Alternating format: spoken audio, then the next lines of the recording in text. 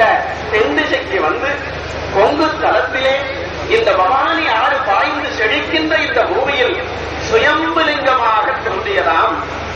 காசியில் வாழ்ந்து மடிந்தால்தான் முக்தி. ஆனால் அவிநாசியில் வாழுகிற போதே சகல சித்திகளும் கிடைக்கும்.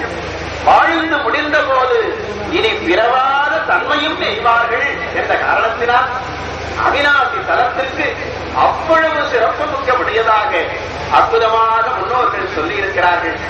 இந்த அவிநாசி தல புராணம் நமக்கு எப்படி கிடைத்தது? எங்கிருந்து இந்த அற்புதமான செய்திகளை எல்லாம் நாம் பெற்றுக் கொள்கிறோம்? காந்தம் என்கின்ற அந்த கந்த புராணத்தில் சிவமகாத்மிய காண்டத்தில் 60 அத்தியாயங்களில் இந்த அவிநாசி தலத்தினுடைய பெருமையினை சொல்லி இருக்கிறது. இந்த தலம் காசிக்கு வாசியாக இருக்கிறது என்று நாம் தெரிகிறோம். ஆனால் ஒரு தலங்கள் சிறப்பு பெறுகிறது என்று சொன்னால் அங்கே தலமும் சிறப்பாக இருக்க வேண்டும், தீர்த்தமும் சிறப்பாக இருக்க வேண்டும், மூர்த்தமும் சிறப்பாக இருக்க வேண்டும், விருட்சமும் சிறப்பாக இருக்க வேண்டும். அவிநாசி தலம் நிலைக்க முக்தி தருகின்ற, வாழ்ந்து முக்தி தருகின்ற அந்த காசியினுடைய சுயம்புவாக கொழுந்தாக இங்கே வந்து சுயம்புலிங்கமாக இருந்தது. ஆனால் காசியை விட சிறப்பாக இருக்க வேண்டும் என்று சொன்னால் இங்கே என்ன தீர்த்தம் இருக்கிறது? கங்கை தீர்த்தமே இங்கே கிணறாக இருக்கிறது. இந்த அவிநாசி தலத்திற்கு அதுதானே தனிச்சிறப்பு. இதை எப்படி நம்ப முடியும் என்று இங்கே இருக்கிற முனிவர்கள் எல்லாம் ஒருமுறை பதஞ்சலி முனிவரை கேட்டார்களாம். பதஞ்சலி முனிவர் சொன்னார், இது சத்தியம், கங்கைதான் இங்கே அவிநாசி தலத்தில் கங்கா ரூப கிணறாக தீர்த்தமாக இருக்கிறது என்று சொல்லி, அவர்கள் எதை இப்படி உறுதி செய்கிறீர்கள் என்று கேட்டபோது அந்த பதஞ்சலி முனிவர் என்ன செய்தார் தெரியுமா? ஒரு தண்டத்தை எடுத்து இதோ இங்கே இருக்கிற இந்த அற்புதமான பிரம்ம தீர்த்தத்திலே போடுகிற போது அங்கே காசிக்கு சென்று கங்கை ஆற்றிலே அந்த தண்டத்தை எடுத்தார்களாம். அப்பொழுதுதான் அருமையாக முனிவர்கள் எல்லாம் சொன்னார்கள், நீ அரிய பொருளாக இருக்கிறாய்.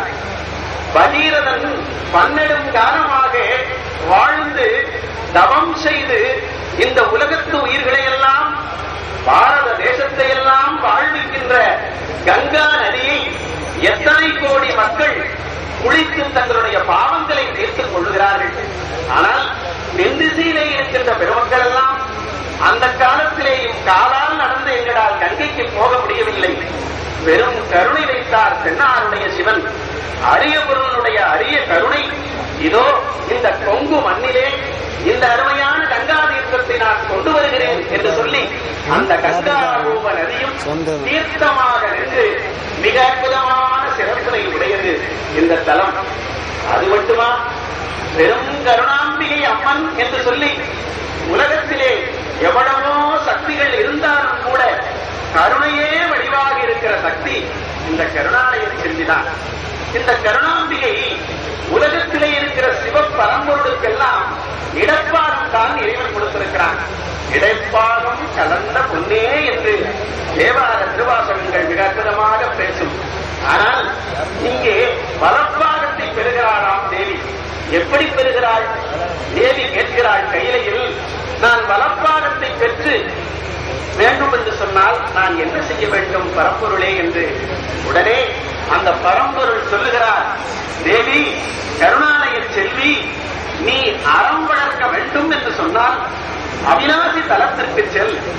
அங்கே சென்று திருப்புக்குழியூராக இருக்கின்ற அந்த அவிநாசி அப்பரை தவம் செய்தால் நீ வலப்பாகம் பெறுவாய் என்று சொல்ல தேவி இங்கே வருகிறாள். எந்த அற்புதமான மொழிக்கும் நினைவுக்கும் எட்டாத திருமூர்த்தமாக இருக்கிற தேவி மாமேரு மலையில் சொர்ணமங்கையாக இருக்கிறவள். பிரம்மாவனுடைய நாவிலே சரஸ்வதியாக நற்றுணையாக இருக்கிறவள்.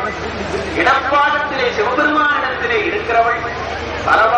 பலமார்பினில் வாழ்கின்ற மங்கையாய் இருக்கின்ற திருமகள்.